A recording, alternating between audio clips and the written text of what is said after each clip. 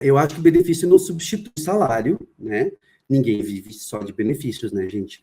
Mas o que o relatório mostra, com muita clareza, é que o salário sozinho já não está segurando mais ninguém e mais impactante que isso, não está mais atraindo ninguém. Porque na maioria das vagas hoje, inclusive, você vê a lista de benefícios do pacote, mas não vê o salário.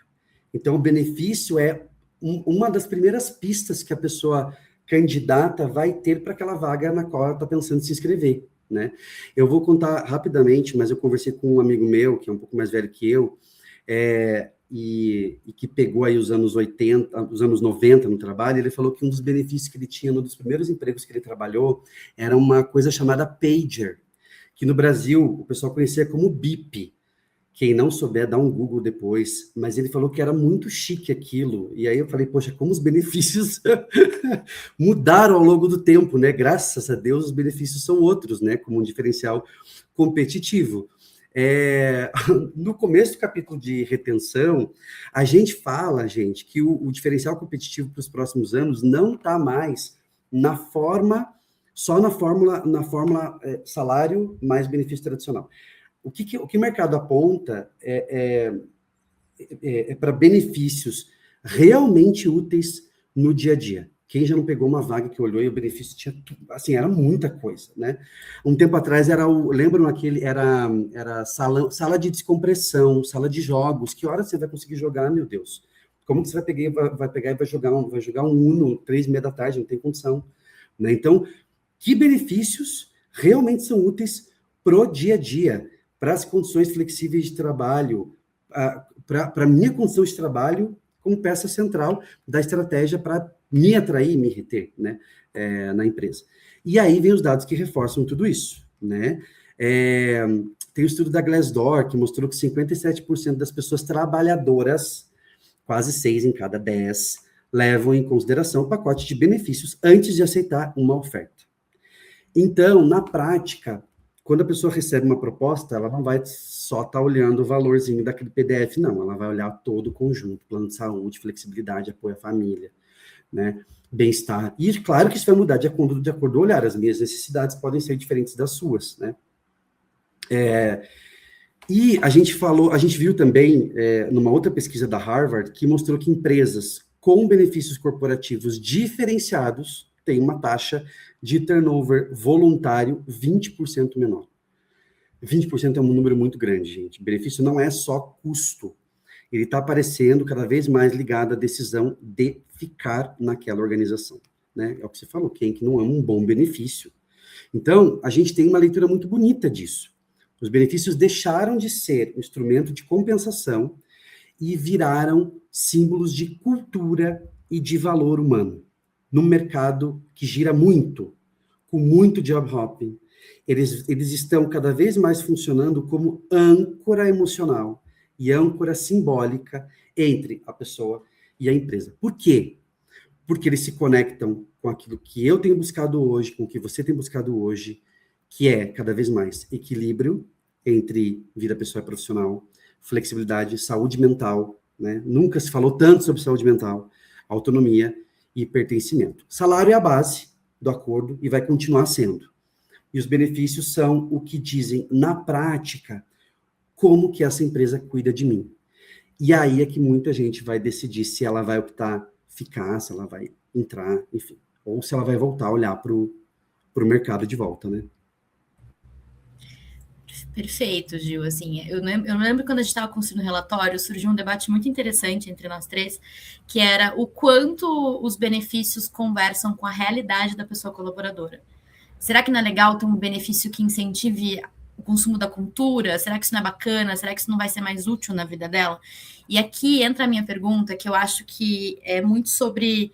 E continuo falando a palavra da pesquisa de pulso semanal aqui. É muito importante ter essas perguntas dentro da pesquisa para você entender o quanto a sua pessoa colaboradora está vivendo para além do trabalho e o quanto os benefícios que a empresa oferece conseguem ajudar nisso. Então, o que eu queria te perguntar agora é o que o profissional mais valoriza em benefícios hoje? Como é que a empresa consegue desenhar um pacote que seja relevante para a vida dele, incluindo uma personalização que vá além dos benefícios genéricos que quase toda empresa oferece? Infelizmente, não tem uma resposta cravada, porque depende de tantos fatores, né? Depende, inclusive, do capacity da própria empresa em oferecer. Os benefícios também têm um custo, né? Nós amamos benefícios, mas a gente sabe que ele tem um custo para a organização também. O relatório ajuda a gente a entender a lógica por trás disso, desse cálculo, né?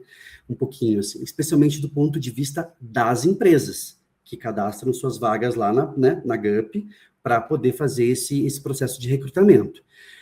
Desse percentual de preferência das empresas, partindo das empresas, nesse um ano que a gente analisou, elas oferecem especialmente trabalho remoto como um benefício, mais de 36%, ou seja, não é só modelo de trabalho, também entra como vantagem na proposta.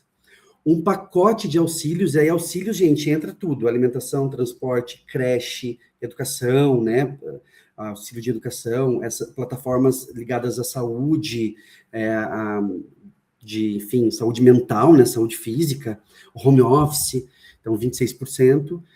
Aí, o Well Hub exclusivo, que é um benefício específico ligado à saúde, ligado ao bem-estar físico, né, 22,50%, e ainda com um recorte um percentual menor, planos de saúde, que foi uma surpresa, né, Tati? A gente achou que o plano de saúde ia performar um pouco melhor, e seguro de vida como base dessa proteção, mas a gente tem um percentual pequeno de 6,62% de plano de saúde, de preferência das empresas.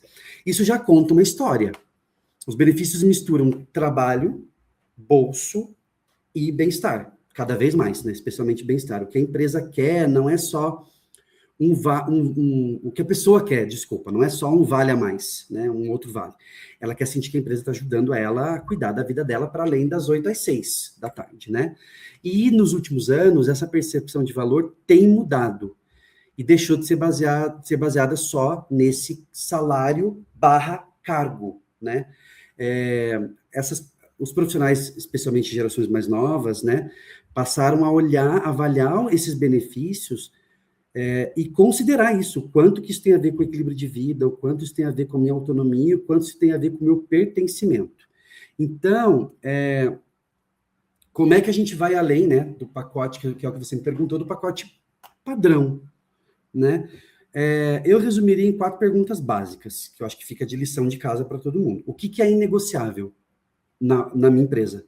Eu, como profissional, que posso olhar para isso e vou ampliar esse pacote de benefícios, né? Base de proteção, o que a gente percebe? Base de proteção para todo mundo é saúde, segurança e alimentação. Isso precisa ser o alicerce, né? Quais são as grandes dores da população hoje? Conciliação com família, né? Saúde mental, deslocamento. Os benefícios, eles precisam conversar com essas dores reais e não só com o que está na moda. Não adianta só você contratar sem saber direito para que aquilo serve, né? Onde é que você pode dar escolha, né? Que é a coisa da personalização, criar um modelo flexível, talvez, dependendo da tua estrutura, em que a pessoa possa direcionar parte do pacote para aquilo que faz mais sentido. Tem alguns benefícios que você já consegue utilizar um cartão para passar no mercado, e eu também, se eu vou na barbearia hoje, eu vou usar. Então, isso é flexibilidade também. E como é que isso se conecta com a carreira, né? Então, garantir que sempre algum benefício esteja ligado ao aprendizado e ao crescimento, curso, bolsa, mentoria, participação em projetos, participação em eventos, como é o caso do HR for Results, tudo isso faz parte desse pacote. Mais do que perguntar qual benefício eu copio e colo para minha empresa, eu acho que vale perguntar que história o meu pacote de benefícios conta sobre como a gente está cuidando das pessoas que estão aqui dentro.